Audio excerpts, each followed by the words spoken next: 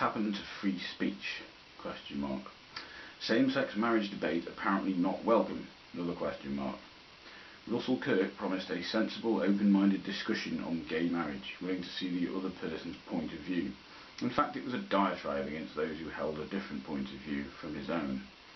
He described with breathtaking arrogance how his ancestors in darker times lived in ignorance, fear and uncertainty, when the world was a frightening place. Now he claims the world is a lot less frightening, because education and knowledge have replaced the need for gods.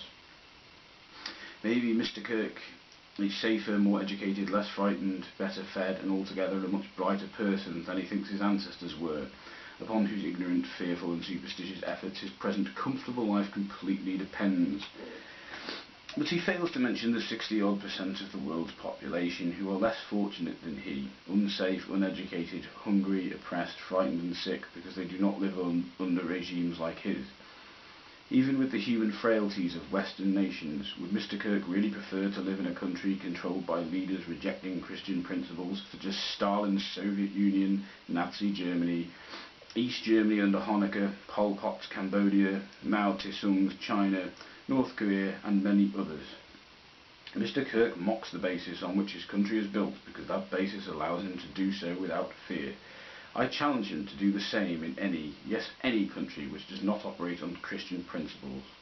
The problem is not with the right of gays to marry. This is the emerging fear that even privately disagreeing with Mr. Kirk's views and daring, however quietly, to let that be known can cause you to be taken to court, get you demoted from your council job, or having your adoption agency shut down.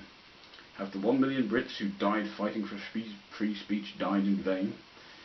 And that's a letter from someone called Bernard in Chester.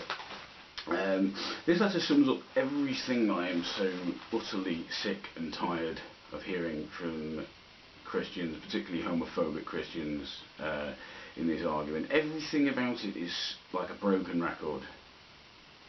I mean, I can't believe anyone still asserts that we live in a country founded on Christian principles. We don't. We don't stone people to death in this country. You know, we don't stone people to death for being homosexual anymore. We don't stone people to death for committing adultery. We don't do things like that. We don't stone people to death for collecting sticks on a weekend or doing anything else on a weekend. In fact, we're very glad people work on a weekend. I can't believe Bernard has either the ignorance or the arrogance to say that for the free speech which is being used here is some sort of Christian principle. Christianity did not give us free speech at all. And when the title of this letter declares what happened to free speech, you know he's talking about his own free speech. He's not talking about free speech for everyone. He's just whinging that for some reason he feels his opinion is being shouted down, which it isn't really. It just fails to make as much an impact as reality. You know, reality is always going to be a little bit more convincing than fallacy, I'm afraid. Of course, as well, he also mentions all these countries like Nazi Germany, which was not an atheistic regime. He only mentions these. He presents the dichotomy that we either live in what he considers to be Christian nations, or that we live in these sort of atheistic nations, if that's the word we're going to use.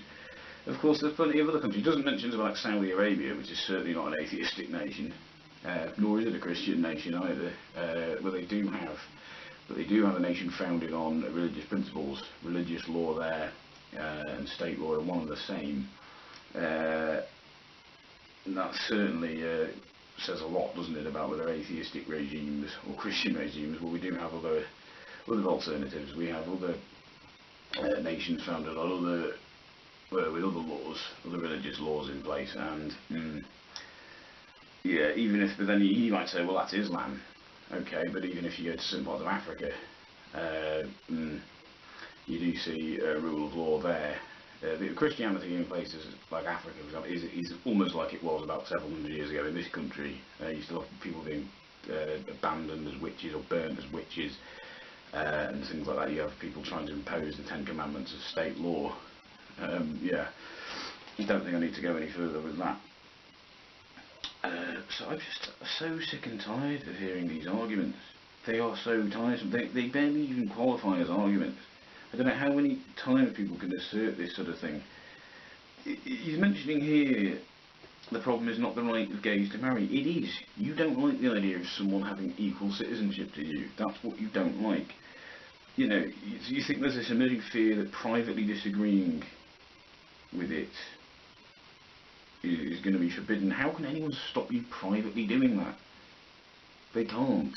There's nor has there been any suggestion of that. What else do we get? If this notion about shutting down adoption agencies, if you run an adoption agency, you do not have autonomy over the lives of the children who are to be adopted. You don't have autonomy over them because they're human beings. You would never have the right to have absolute say over who did and didn't adopt them. This isn't going to be any different. You know, this proposed idea. So I'm just sick of hearing these arguments. I don't know how anyone can still actually make these arguments in the face of clear, blatant, transparent reality. We are not a nation founded on Christian principles. We are a nation that is increasingly secular, and long may it continue to increase to be secular. Goodbye.